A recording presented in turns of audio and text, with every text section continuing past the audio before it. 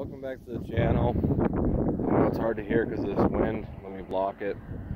I was actually going to set up the camera with the spotting scope and everything and show the tuner testing and then validating muzzle velocity at distance, and the scope tracking, but the wind was just so terrible, the audio quality would have been bad.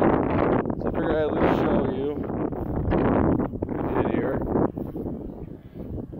So I validated my 0 right here, and then this is what I used for tuner testing. This is an OCW target, but I had it on 0, 1, 2, 3. I went through and shot groups at 100 yards on each tuner setting, and then once I hit 2, I stacked 2 in one hole, and I definitely pulled that one to the side.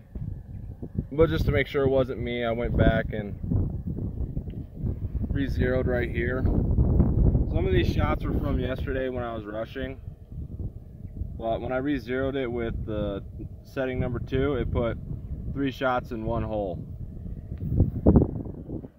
And I already had this target level, so once I got done with finalizing my 0, finding my tuner setting to where I had the tightest groups, which I'm very amazed with, by the way, I went ahead and did scope tracking, and that's when I did start with my 3 shots in the center here. This target's level. And then I went ahead and shot 3 of them up here at 7.5 mils, one skimmed the top. But this shows, since my shot's right here, I know I pulled that one. This is how you know if your scope is tracking true. This is how you know if your scope is level.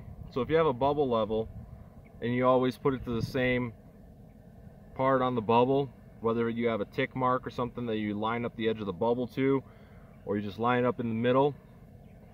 So what this allows is you to see, 1, if your scope is level when you make your adjustmts, because you don't want to input any error. And 2, shows if it's actually tracking true with what you dial. Big part of it. Big part of it. I am beyond happy with that, because this is just a DIY at-home build with the rifle for hunting and possibly some like NRL hunter matches. So that is amazing. I had the utmost confidence in it. You always have to going into it. That solidifies it there for me. That's awesome. I set up my gong here also. And I went back out by that canal over there, kind of by those trees, but to the right. Oh, it's 500 yards. I put a water line on here. And this is where I validated my adjustments and my velocity and input it all into GeoBallistics cell phone ballistic app. So I stacked 3 right here. It's hard to tell. I got 1 here, 1 here, 1 here. Stacked them 3 in a row. This is at 500 yards. That is phenomenal. It is windy out too,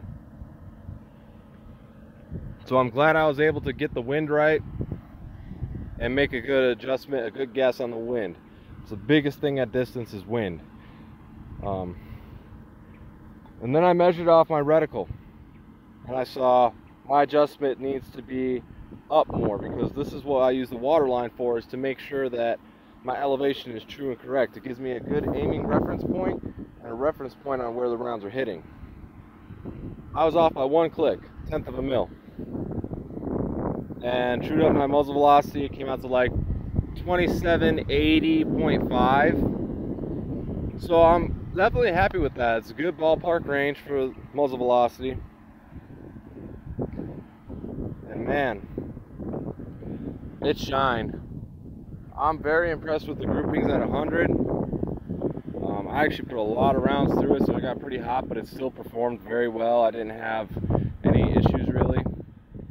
And then this right here, that's what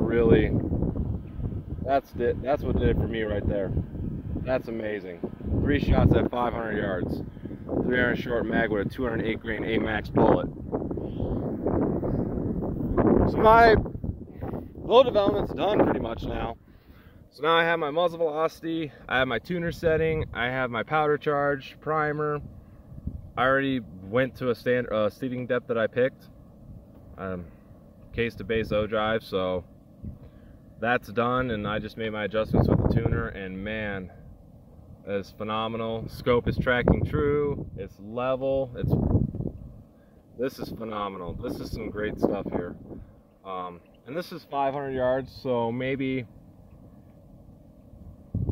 next video I think I might stretch it out some more, because what I like to do is true out my muzzle velocity and then stretch out to distance and record my data and make sure that everything is fine and dandy. Might stretch it out 800, 900, as far as I can. It's kind of hard out here because the only local range goes out to 300 yards, so you got to find some BLM land that you can actually stretch it out, and it's easy to get set up targets too, so that's why I'm out here. But man, that has really exceeded my expectations and gives me more confidence in taking a animal at distance. I knew my fundamentals were good, I work on them all the time, but this showing that the rifle, ammo, and scope combination, everything coming together, it is working great. Gives me even more confidence if I have to take a farther shot. Is that my goal? Not necessarily, but if I have to, I will take a longer shot. But this gives me the confidence in knowing that I'm able to. So that's it for now. Man, it is hot. It has been one hellacious day trying to get this all set up. I wanted to record it for you guys, but the wind was so bad. It's not going below 10 miles an hour, and with it being that much, the audio quality is terrible. Keeping the targets up because I have to do this myself and figure something out, but I'm showing that it is possible. Enough thinking outside the box, you can make this happen, and man, oh man, I'm happy. So until next time, I'll think of something to do. Maybe set up some watermelons or some targets out at distance to show what the capability is of these match bullets. So until then, keep your face on the gun, as Phil Vallejo says. Be safe, shoot straight, have fun. Catch you next time.